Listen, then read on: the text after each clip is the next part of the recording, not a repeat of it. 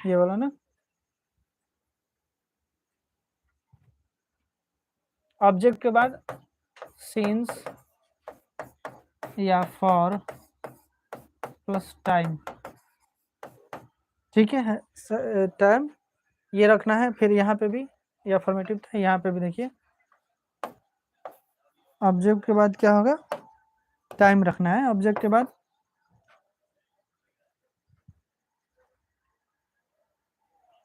देखिए ऑब्जेक्ट के बाद क्या रखना है, भी for plus object plus since या फॉर प्लस टाइम। ये बहुत कॉम्प्लिकेटेड है, थोड़ा ध्यान दीजिएगा, ये वाला जो है बहुत कॉम्प्लिकेटेड है, लेकिन मैं आसान कर दूंगा, टेंशन मत लीजिए। चलिए इसके बाद क्या रखना है, ऑब्जेक्ट के बाद सिंस या फॉर प्लस टाइम, टाइम ये ध्यान रखना है। उसके बाद क्वेश्चन मार्क। चलिए अब इसका देख लेते हैं। WH फैमिली, आँख में क्या पड़ गया यार। चलिए इसका हो जाएगा WH वर्ड्स जो भी होगा, WH वर्ड्स प्लस हैज या have plus subject plus been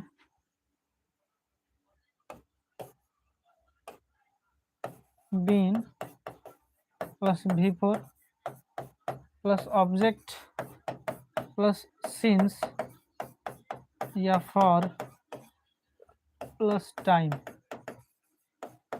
ठीक है। ये इसका स्ट्रक्चर होगा। पहले हम देख लेते हैं सिंस और फॉर का कहाँ इस्तेमाल करते हैं, ठीक है। तो आइए मैं आपको एक स्लाइड पे लेकर चलता हूँ। सिंस या फॉर, हाँ देखिए यहाँ पे मैंने लिखा है सिंस या फॉर का कहाँ पे इस्तेमाल होता है, यूजेज ऑफ सिंस और फॉर। सिंस और फॉर का कहाँ कहाँ इस्तेमाल होता है, देखिए सिंस का इस्तेमाल होता है टू द पॉइंट के लिए।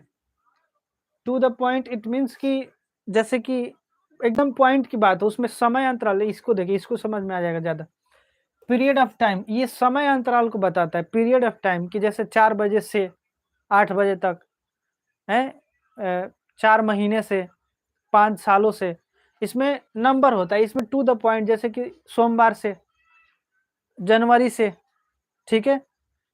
इस तरह के आगे और देखिए समझ में आ जाएगा। जैसे सिंस का इस्तेमाल कहाँ हो, अगर सेंटेंस में ओ क्लॉक दिया हो तो सिंस का इस्तेमाल करेंगे, AM दिया हो तो सिंस का, या फिर PM मॉर्निंग लिखा हो तो सिंस का इस्तेमाल करेंगे, evening, night, midnight, sunset, sunset 2 बार लिख दिया है, सनसेट 2 बार लिख दिया, सनराइज, नेम ऑफ डेज, दिनों का नाम हो, जैसे कि आपका हो गया संडे, मंडे, मंथ्स महीना का नाम हो, जैसे जनवरी फरवरी, 2 महीना 3 महीने नहीं, जनवरी फरवरी नाम दिया हो, टू द पॉइंट की बात कर रहा हो तब, ठीक है।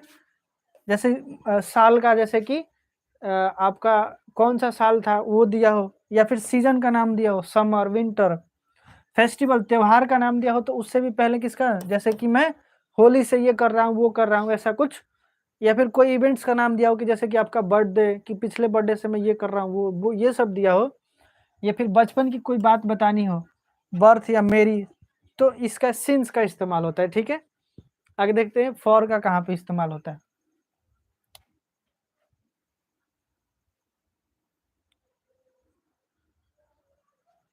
फॉर, देखिए फॉर का कहाँ पे इस्तेमाल होता है,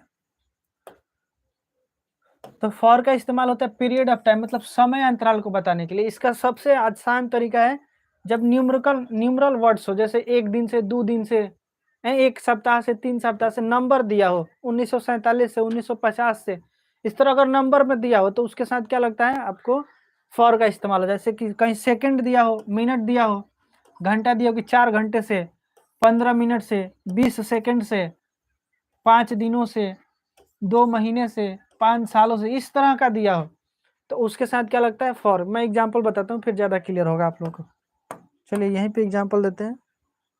वह बचपन से